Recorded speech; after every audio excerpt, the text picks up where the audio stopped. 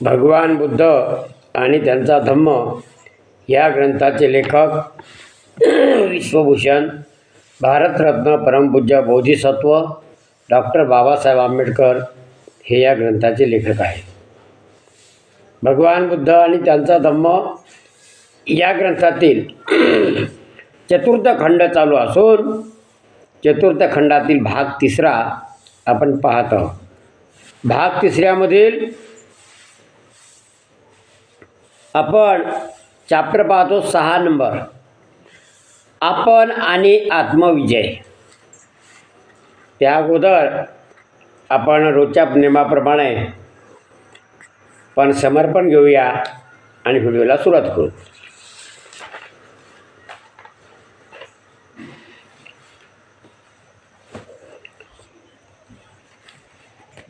सुखो बुद्धानुमोपादो सुखासदम देशन सुखा संगस्य सामगे समागान तपो सुखो.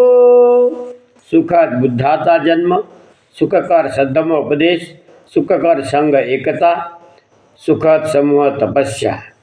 धम्मपद बुद्धोगो 14:194. समर्पण संपलेलं आहे आणि लगेच आपण आजच्या व्हिडिओला सुरुवात करू. आपण आणि आत्मविजय. जर स्वतःला स्वत्व असेल, जर स्वतःला स्वत्व असेल तर त्या स्वत्वावर विजय मिळवण्याचा आत्मविजय परिपाठ ठेवावा. जर तुम्ही स्वतःच्या मनावर ताबा ठेवू शकत असाल तर तसा आपण नेहमीसाठी त्याचा परिपाठ ठेवावा, म्हणजे सराव ठेवावा. हा बौद्ध जीवन मार्ग आहे. मनुष्य हा स्वतःचाच स्वामी आहे, दुसऱ्या कोणाचा स्वामी असू शकणार. मनुष्य जेव्हा स्वतःचा संयम करू शकतो तेव्हा त्याच्यासारखा स्वामी मिळणे कठीण. जो मूर्ख मनुष्य अर्हत आर्य शीलवान माणसाचे शासन उल्लंघितो आणि खोट्या धर्मसिद्धांताच्या मागे लागतो, त्याचे ते दुष्कृत्य कथक बोरूच्या फळासारखे त्याच्या स्वतःच्याच विनाशाला कारणीभूत होते. तसं ते बोरूचं फळ आहे म्हणते, ते स्वतःच्याच विनाशाला कारणीभूत होते. आपणच पाप करतो आणि आपणच त्यामुळे मलिन होतो. आपणच पापाचा त्याग करतो, आपणच आपणाला शुद्ध करू शकतो. तुम्हाला शुद्ध करण्यासाठी दुसरा कोणी येणार नाही. शुद्धी आणि अशुद्धी ह्या स्वतःवरच अवलंबून असतात. कोणी दुसऱ्याला शुद्ध करू शकत नाही. कोणी दुसऱ्याला शुद्ध करू शकत नाही, ज्याचं त्यालाच करावं लागते.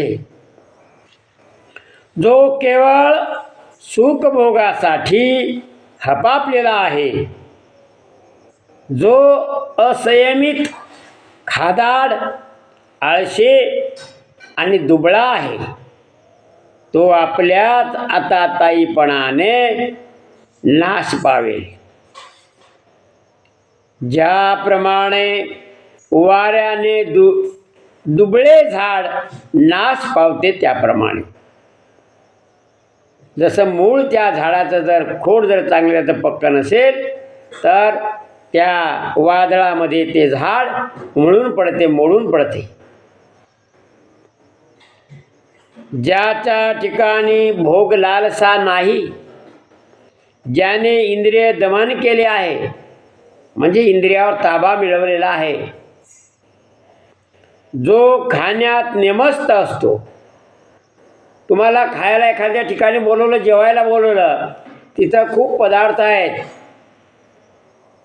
गोड जे जे काय असतील ते वेगवेगळे आहेत, पण जेवण्यासाठी पोट तुमचं आहे, त्याचा आपण विचार करायचा. म्हणून बुद्ध काय म्हणतात, ज्याच्या ठिकाणी भोग लालसा नाही, ज्याने इंद्रिय दमन केलेले आहे, जो खाण्यात नेमस्त असतो. वाढणारा किती वाढत असेल, पण खाणारा आपण असतो. जेवढं पचलं तेवढंच खाल्लं पाहिजे. जो विश्वासार्ह व बळकट असतो, तो ज्याप्रमाणे वज्रकाय पर्वत वाऱ्याने उचलून पडत नाही, त्याप्रमाणे तो पतन पावत नाही. जर माणसाला स्वतः संबंधी प्रेम असेल, तर त्याने स्वतःवर दक्षतेने लक्ष ठेवले पाहिजे की मी चांगलं काय करायला लागलो आणि वाईट काय माझ्याकडून घडायला लागलं, याच्यावर त्याने लक्ष ठेवले पाहिजे. प्रथम स्वतःची सन्मार्गावर स्थापना करावी. म्हणजे पहिले आपण स्वतः सुधरावं, सन्मार्गावर स्थापना करावी, म्हणजे त्या मार्गा अनुसरावा, मग दुसऱ्याला त्याचा उपदेश करावा. म्हणजे अगोदर आपण शिका, आपण आचरणात आणा, नंतर दुसऱ्याला सांगा. नाहीतर दुसऱ्या सांगे आणि आपण तसाच. शहाण्या माणसाने स्वतःला दोष लागेल असे वर्तन करता कामा नये. काय म्हणते, शहाण्या माणसाने स्वतःला दोष लागेल म्हणजे लोक नावं ठेवतील असे वर्तन करता कामा नये. कारण तुम्ही बुद्धिवान आहे, तुम्हाला शहाणपण आहे, तुम्हाला समजलेलं आहे, म्हणून तुम्ही सुद्धा त्या चुका केल्या नाही पाहिजे. सर्वसामान्य लोक करतात, मग आपण करायचं काय नाही. स्वतःचे दमन करणे हे फार कठीण आहे. दुसऱ्याला सांगणं सोपं आहे, पण स्वतः आचरण करणे कठीण असते. असे म्हणतात, जर माणूस दुसऱ्याला ज्याप्रमाणे उपदेश करतो त्याप्रमाणे स्वतः वागला तर असा आत्मसंयमी हाच खरा दुसऱ्यावर स्वामित्व गाजवणारा होऊ शकतो. जर तुम्ही स्वतः नील असले तर तुम्ही दुसऱ्याला सांगू शकता, पण तुम्ही स्वतः जर त्याच्या आही गेलेल्या असाल, वाईट कर्माच्या आही गेलेल्या असाल, दारू असो, पुड्या असो, जे जे काही वाईट वाईट गोष्टी आहेत, समजा ज्याला आपण वाईट समजतो, त्या सर्व आपण स्वतः त्याच्यापासून नील असलं पाहिजे, तरच आपण दुसऱ्याला सांगू शकतो. आपण बिडी पियालो, दुसऱ्या मला बिडी पिऊ नका. आपण दारू पियालो, दुसऱ्या माझं दारू पिऊ नका. तुमचं कोणी ऐकेल काय? कोणीही ऐकणार नाही. ते म्हणते तुम्ही सुधरा ना अगोदर, मग आम्हाला सांगा. स्वतः केलेल्या पापाबद्दल स्वतःलाच भुर्दंड भरावा लागतो. स्वतः जे कर्म केले, चांगले केले तर चांगले फळ मिळतात, वाईट केले तर वाईट फळ मिळतात. म्हणून स्वतः केलेल्या पापाबद्दल स्वतःलाच भुर्दंड भरावा लागतो. माणूस स्वतःच शुद्ध करू शकतो. तेथे दुसरा कोणी शुद्ध करण्याला येत नाही, ज्याचं त्यालाच खरकटत व्हावे लागते. युद्धात शेकडो वीरांना जिंकणारा परमवीर नसून जो आत्मविजय मिळवतो तोच परमवीर होय. प्रथम स्वतःचीच सन्मार्गावर स्थापना करावी व मग दुसऱ्याला त्याचा उपदेश करावा. शहाण्या माणसाने स्वतःला दोष लागेल असे वर्तन करता कामा नये. स्वतःचे दमन करणे हे फार कठीण आहे. असे म्हणतात, जर माणूस दुसऱ्याला ज्याप्रमाणे उपदेश करतो त्याप्रमाणे स्वतः वागला तर असा आत्मसंयमी हाच खरा दुसऱ्यावर स्वामित्व गाजवणारा होऊ शकतो. मनुष्य हा स्वतःच स्वतःचा संरक्षक असतो. त्याला दुसरा कोणी संरक्षक असणार? जो स्वतःच स्वतःचे रक्षण करू शकतो त्याला स्वतःसारखा दुसरा संरक्षक मिळणे दुर्लभ आहे. जर माणसाला स्वतःसंबंधी प्रेम असेल तर त्याने स्वतःवर दक्षतेने लक्ष ठेवले पाहिजे. स्वतः केलेल्या पापाबद्दल स्वतःलाच भुर्दंड भरावा लागतो. माणूस स्वतःलाच स्वतः शुद्ध करू शकतो. इथे दुसरा कोणी शुद्ध करण्याला येत नाही. मनुष्य हा स्वतःच स्वतःचा संरक्षक असतो. त्याला दुसरा कोणी संरक्षक असणार नाही. जो स्वतःचे संरक्षण करू शकतो त्याला स्वतःसारखा दुसरा संरक्षक मिळणे दुर्लभ आहे. आता चॅप्टर आहे 7, प्रज्ञा, न्याय आणि सत्संगती. प्रज्ञा म्हणजे ज्ञान, न्याय तर आपल्याला माहीत आहे, म्हणजे सर्वासोबत चांगल्या गोष्टी चांगल्या सौजन्याने वागणे, कोणावर अत्याचार अन्याय न करणे. आणि सत्संगती, चांगल्या माणसाची संगत केली पाहिजे. बुद्ध म्हणतात, बुद्धिमान व्हा, न्यायी व्हा आणि सत्संगती धरा. भगवान बुद्ध काय सांगतात? बुद्धिमान व्हा, न्यायी व्हा, न्यायाने वागा आणि सत्संगती धरा, चांगल्या माणसाची संगत करा. हा बौद्ध जीवन मार्ग आहे. जो मनुष्य काय वर्ज्य करावे हे तुम्हाला दाखवतो, जो तुमच्या दोषाबद्दल तुम्हाला वाक्तंड करतो आणि जो बुद्धिमान आहे अशा माणसाच्या मागून, ज्याप्रमाणे गुप्तधन दाखवणाऱ्या माणसामागून तुम्ही जाता त्याप्रमाणे तुम्ही जात राहा. अशा सत्पुरुषाचे अनुयायित्व हे तुमचे वाईट करणार नाही, भले करील. जो चुकल्यास राग भरतो, जो शिकवितो, अनुचित करण्याचा प्रतिबंध करतो, तो सुजनांना प्रिय आणि दुर्जनांना अप्रिय वाटतो. दुर्जनांना कसा का प्रिय वाटेल? तो नाही वाटणार. पापी आणि नीच मनुष्याची संगत करू नका. सदाचारी पुरुषांची मैत्री करा, श्रेष्ठ पुरुषांची मैत्री करा.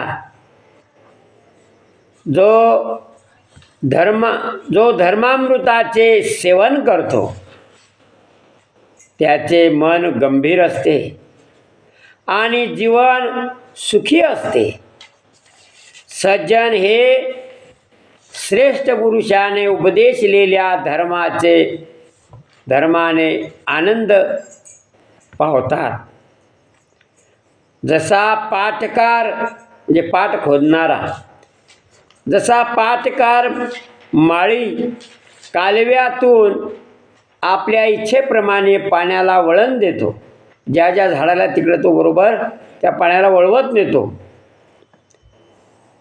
जसा काही बाणकार बाणाला नीट वळवितो, सुतार लाकडाच्या ओंडक्याला वळण देतो, तासून तुसून त्याला आकारात आणतो, त्याप्रमाणे शहाणे लोक स्वतःला नियमानुसार वागण्याचे वळण देतात. ज्याप्रमाणे भरभक्कम कातळ म्हणजे कचरा हा वाऱ्याने कंप पावत नाही, त्याप्रमाणे शहाणी माणसे निंदा अथवा स्तुतीने विचलित होत नाहीत. ज्याप्रमाणे खोल आणि निष्कंप तळे शांत दिसते, त्याप्रमाणे धम्मश्रवणानंतर शहाणी माणसे शांत गंभीर बनतात. सत्पुरुष कोणत्याही परिस्थितीत दक्षतेने चालतात. ते इच्छातृप्तीच्या निमित्ताने बोलत नसतात. सुखाचा स्पर्श हो अथवा दुःखाचा स्पर्श हो, ते कधीही आनंदाने उन्नत झालेले किंवा निराशेने पछाडलेले दिसत नाहीत. म्हणजे त्याच्यावर संकट आलं तरी ते घाबरत नाहीत आणि आनंद झाला तरी ते जास्त दाखवत नाहीत. म्हणजे ते स्थिर असतात. जोपर्यंत पापाची घडी भरलेली नाही, तोपर्यंत मूर्ख माणसाला पाप हे मधासारखे गोड वाटते. परंतु जेव्हा पाप पक्व होते, तेव्हा मूर्ख माणसाला दुःखात बुडून जावे लागते. मूर्ख मनुष्याला आपण पाप केव्हा करीत आहोत हे कळत नाही. परंतु दुष्ट मनुष्य मात्र आपल्याच दुष्कृत्याने अग्निप्रमाणे जळत असतो. जो जागा आहे त्याला रात्र प्रदीर्घ वाटते. जो थकलेला आहे त्याला एक मैलाचा पल्ला लांबलचक वाटतो. ज्याला धर्माचे ज्ञान नाही, अशा मूर्खाला जीवनही प्रदीर्घ वाटते. जीवन प्रवासाला स्वतःहून श्रेष्ठ किंवा स्वतःच्या योग्यतेचा पुरुष भेटला नाही, तर त्याने निग्रहाने एकलेपणानेच प्रवास करावा. परंतु मूर्खाची संगत करू नये. परंतु मूर्खाचा सहवास मात्र कधीही करू नये. ही माझी दौलत, हे माझे पुत्र, ह्या विचाराने मूर्ख मनुष्याला सारखी पीडा होत असते. तो स्वतःचाच स्वामी नसतो, तर मग स्वतःच्या दौलतीचा आणि पुत्राचा स्वामी तो कसा होणार? मूर्ख ज्या प्रमाणात स्वतःचा मूर्खपणा ओळखतो, त्या प्रमाणात तो शहाणा असतो. परंतु जो मूर्ख स्वतःला शहाणा समजतो, तो खरोखर पूर्ण मूर्ख होय. मूर्ख मनुष्याला आयुष्यभर सत्संगती लाभली तरी ज्याप्रमाणे पळीला आमटीची चव कळत नाही, ज्यावेळेस कढी करतो आपण आमटी, त्या आमटीला ती वाढणारी जी पळी असते, त्या पळीला मात्र ती चव कळत नाही. त्याप्रमाणे त्याला लाभलेल्या सत्संगतीचे सत्य समजत नाही मूर्ख माणसाला. बुद्धिमान माणसाला एक पळभर शहाण्या माणसाचा सहवास लाभला तरी त्यात ज्याप्रमाणे जिभेला आमटीची चव कळते, त्याप्रमाणे त्याला तात्काळ सत्संगतीचे सत्य कळून आल्याशिवाय राहत नाही. अल्पबुद्धीचे मूर्ख हे स्वतःचे शत्रू असतात. कारण जे दुष्कृत्य करतात आणि त्यांची कटू फळे त्यांना चाखावी लागतात. ज्या कर्माबद्दल पश्चाताप करावा लागतो आणि ज्यावेळी फळ रडत भोगावे लागते, ते कर्म नीट झाले नाही असे समजावे. जे कर्म केले असता पश्चाताप करावा लागत नाही आणि ज्याचे फळ आनंदाने भोगता येते, ते कर्म चांगल्या रीतीने झाले आहे असे समजावे. जोपर्यंत दुष्कर्माचे फळ भोगावे लागत नाही, तोपर्यंत मूर्खाला ते मधासारखे गोड वाटते. परंतु ते कर्म जेव्हा पतन होते तेव्हा मूर्खाला दुःख भोगावे लागते.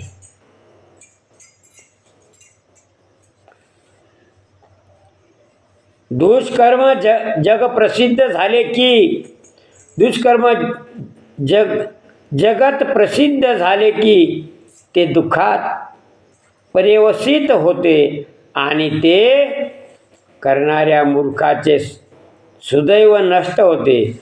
फार काय ते त्याचा शिरछेदही करते. मूर्खाला खुशाल खोटी प्रसिद्धी, भिक्खूमध्ये अग्रमान, विहारात स्वामित्व, लोकांमध्ये सन्मान याची खुशाल हाव धरू द्या. केस पिकले म्हणून काही मनुष्य वडील ठरत नाही. केस पांढरे झाले म्हणून काय मनुष्य लय हुशार होतो काय? नाही. त्याचे वय कितीही होऊ द्या, त्याला लोक पोकळ डोलारा किंवा पोकळ डोलारा म्हातारा म्हणूनच म्हणणार. जो सत्यवान, सद्गुणी, कारुणिक, संयमी, नेमस्त, शुद्धाचरणी आणि शहाणा आहे त्यालाच लोक वडील समजतात. कितीही बहुभाषी असाल, वर्णाने कितीही सुंदर असले तरी जो मत्सर्य, कृपण, अप्रामाणिक आहे तो सन्मानास पात्र ठरत नाही. ज्याच्या ठिकाणी हे सर्व दुर्गुण नाहीत, ज्याचे दुर्गुणाचे अमूलाग्र उच्चाटन झालेलं आहे, जो दोषमुक्त आणि शहाणा असतो तोच सन्माननीय होय. जो मनुष्य एखादी गोष्ट हौसेने तडीस नेतो, जो न्यायी नव्हे उलट जो सत आणि असत यात भेद करतो, जो स्वतः पंडित असून इतरांना मार्ग दाखवतो, जो स्वतः धर्मरक्षक असून हिंसेऐवजी बुद्धाने आणि धर्माने मार्गदर्शन करतो त्यालाच न्यायी पुरुष म्हणतात. फार बोलतो एवढ्यावरून कोणी पंडित ठरत नाही. जो क्षमाशील आहे, जो द्वेष आणि भय याच्यापासून मुक्त झाला आहे तोच पंडित होय. फार बोलतो एवढ्यावरून कोणी धम्माचा आधारस्तंभ ठरत नाही. जरी माणसाचे ज्ञान अल्प असले तरी जो धम्माला साक्षात पाहतो, जो धम्माची कधीही हेळसांड करीत नाही तोच धम्माचा आधारस्तंभ असतो. माणसाला दूरदर्शी, शहाणा, संयमी, सदाचारी भेटला तर त्याने त्याचा सहवास करावा. त्याच्याबरोबर आल्या संकटावर मात करावी आनंदाने परंतु विचारीपणाने त्याची संगत धरावी. जर माणसाला दूरदृष्टी, शहाणा, संयमी, सोबती लाभला नाही तर त्याने जसा एखादा राजा जिंकलेल्या प्रदेश मागे सोडून वनराजाप्रमाणे एकटाच पुढे जातो, त्याप्रमाणे त्याने आपला जीवनपथ एकट्यानेच आक्रमावा. एकांत पत्कारला, परंतु मूर्खाची संगत नको. पाप करू नये आणि अगदी थोडक्याच इच्छा ठेवून मग वनगजाप्रमाणे म्हणजे जंगलातल्या हत्तीप्रमाणे एकटेच आपला जीवनपथ म्हणजे जीवनमार्ग आक्रमित राहावे. प्रसंग पडेल तर मित्र दुःखदायक आहे. कारण काही असले तरी भोग सामग्री सुखदायक आहे. कारण काही असले तरी सत्कर्म हे सुखदायक आहे. मरणाची घडी जवळ आली असताना सत्कर्म सुखदायक आहे. दुःखाचा त्याग सुखदायक आहे. जगात मातेची आवश्यकता सुखकर आहे, पित्याची अवस्था सुखकर आहे, श्रमणाची अवस्था सुखकर आहे. वार्धक्यातही म्हणजे म्हातारपणी टिकणारा सद्गुण सुखदायक आहे. खोलवर मुळे जाऊन दृढ झालेली श्रद्धा सुखकर आहे. ज्ञानार्जन सुखदायक आहे. पापत्याग सुखदायक आहे. मूर्खाचा सहवास दीर्घकाल दुःख देतो. शत्रूच्या सोबतीप्रमाणे मूर्खाची सोबत दुःखदायक आहे. अपतेष्टाच्या भेटीप्रमाणे सत्संगती सुखकर आहे. म्हणून माणसाने शहाण्या, बुद्धिमान, पंडित, क्षमाशील, कर्तव्यदक्ष श्रेष्ठांच्या मार्गाने जावे. ज्याप्रमाणे चंद्र नक्षत्राच्या मार्गाने जातो, त्याप्रमाणे तशा प्रज्ञावान सुजनांचे अनुयायी व्हावे. डामडील, प्रीती आणि आसक्ती ह्याच्या उपभोगाची कास धरू नका. ज्याच्या ठिकाणी कळकळ आहे त्याच्या वाट्याला पुरेसा आनंद येतो. अतिरिक्त तळमळीने पंडित जेव्हा अंगच्या गर्वाचा निराश करतो, तेव्हा तो शहाणपणाच्या एकाहून एक उंच अशा शिखरावर चढून मूर्खाकडे तुच्छतेने पाहत असतो. दुःखापासून मुक्तता झालेल्या माणसांना पाहत असतो. त्याप्रमाणेच दुःखात मग्न असलेल्या जनसमुदायाकडे दृष्टिक्षेप करीत असतो. अविचारी माणसात विवेकशील निद्रिस्तान जागृत असा तो शहाणा मनुष्य दुबळ्यांना मागे सारून पुढे सरकत असतो. बुद्ध भगवान की जय. भीम भगवान की जय. अशा प्रकारे हा आजचा चॅप्टर, आजचा व्हिडिओ इथे संपलेला आहे. तरी सर्वांचं मंगल हो, सर्वांचं मंगल हो. आपण गंभीर खंडार यूट्यूब चॅनलला लाईक, सबस्क्राईब आणि शेअर करावं ही सर्वाला नम्र विनंती. पुन्हा भेटूया उद्याच्या व्हिडिओमध्ये. तोपर्यंत सर्वांचं मंगल हो. जय भीम, नमो बुद्धाय, जय संविधान, जय भारत.